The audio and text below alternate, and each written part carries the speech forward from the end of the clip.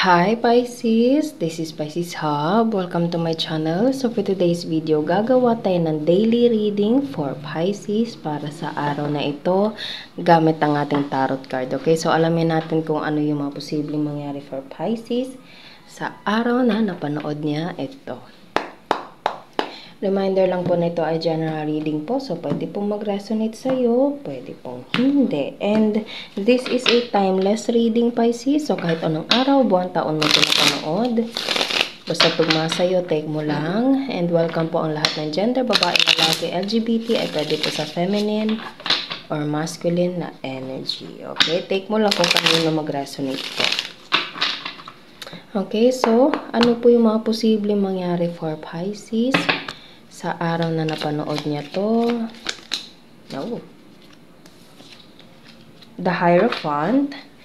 Okay. So, there's something na there's something na parang realization.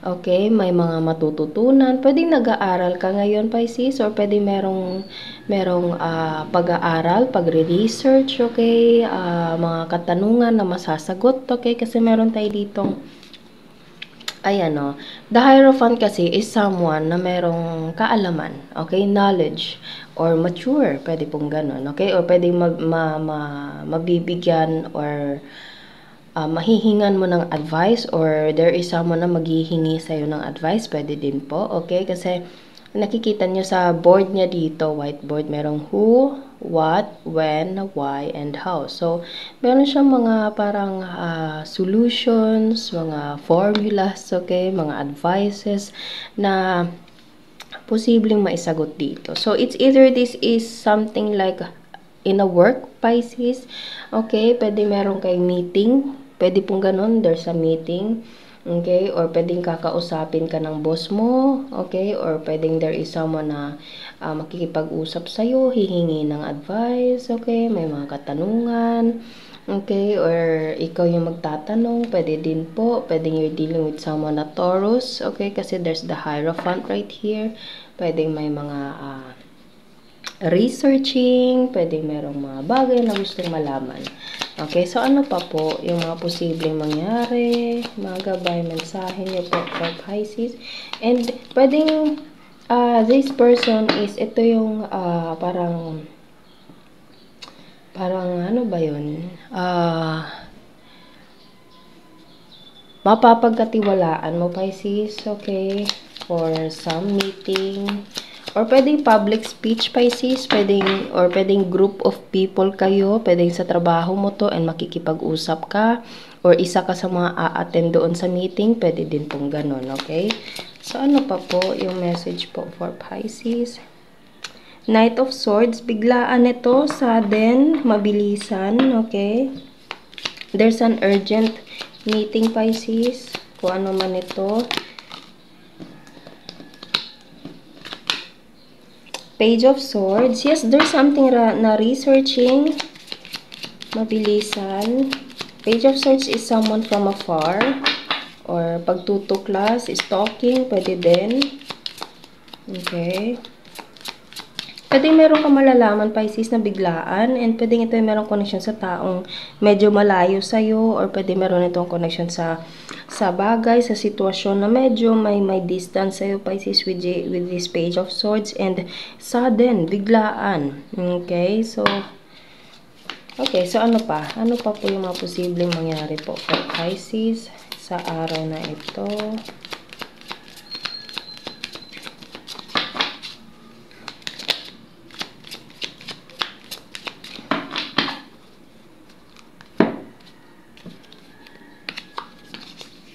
Gamitin natin itong The Mystic Red Rose Oracle Cards. Ano pa yung mga posibleng mangyari for Pisces sa araw na napanood niya to? Pwede you're dealing also with the air sign, Pisces, Gemini, Libra, Aquarius, and also Taurus. Okay? Wait lang po. May nag-flip. Meron tayo ditong ship. Okay, cutting ties, moving on, receive what you need, progressing, and arriving. Ayan, o.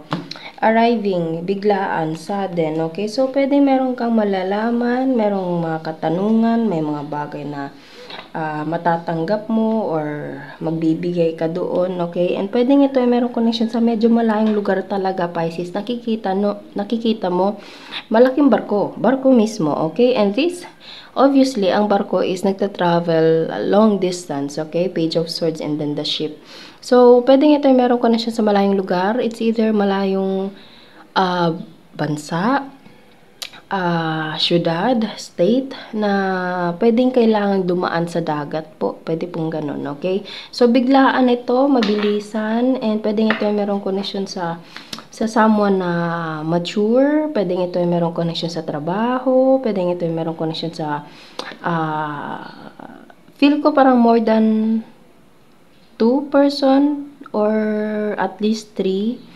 Kasi meron tayo ditong the Hierophant and meron tao ditong nakaupo, tapos may mga tao ditong nakatingin sa papel niya, Pisces. Ayan, no. Okay, so isa ka sa mga parang meeting, pwedeng ito ay meeting abroad, and there's something na it's either matatanggap or makaka-receive, and it's pwedeng isa ka sa mag-a-attend ng meeting, pwede pong ganun, okay? Basta biglaan siya. And pwedeng ito ay merong connection.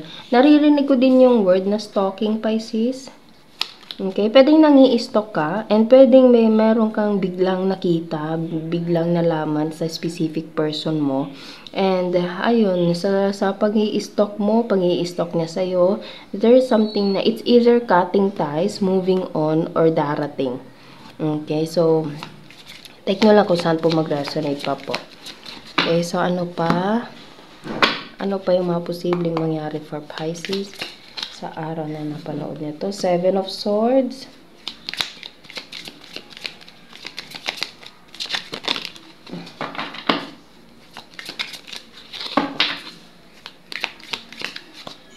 Yes, there's something na communication, Pisces.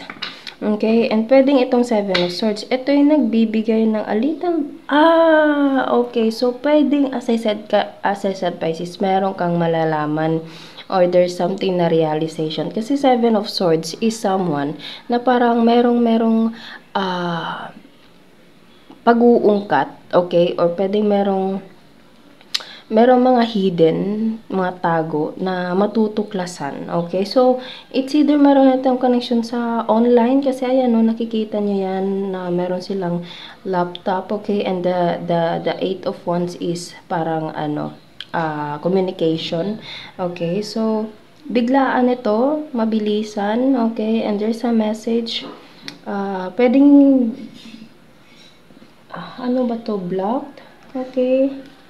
Kasi ayan, no, may mga notes tayo dito, Pisces. I don't know kung nababasa nyo. What is original anyway? Blocked.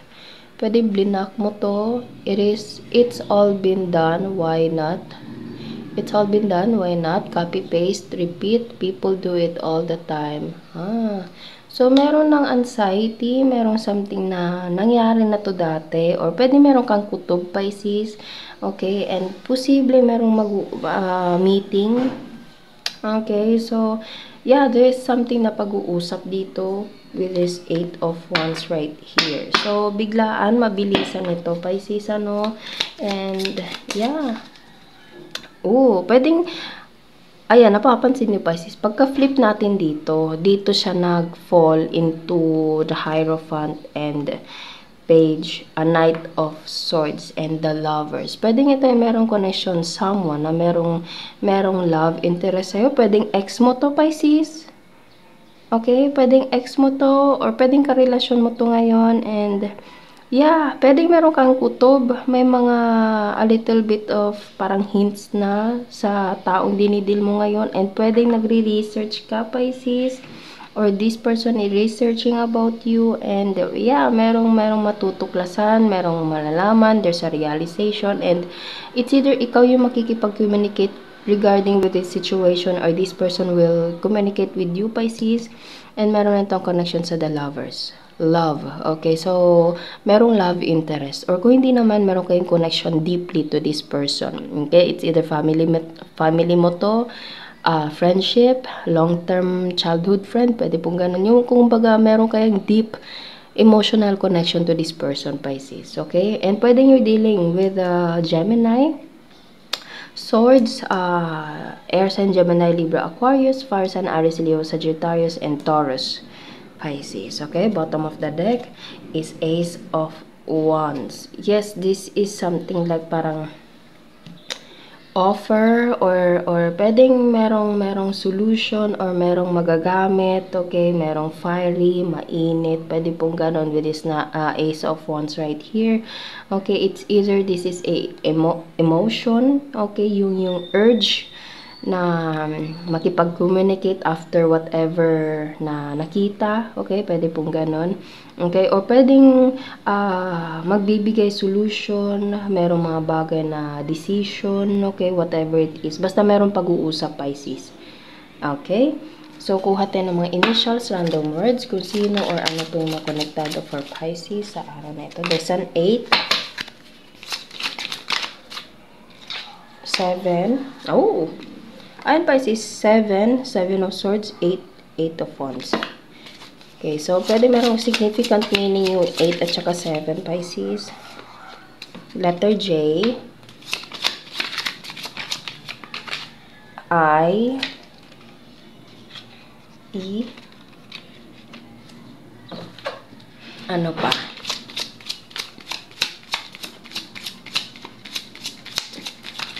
Meron pa po ba?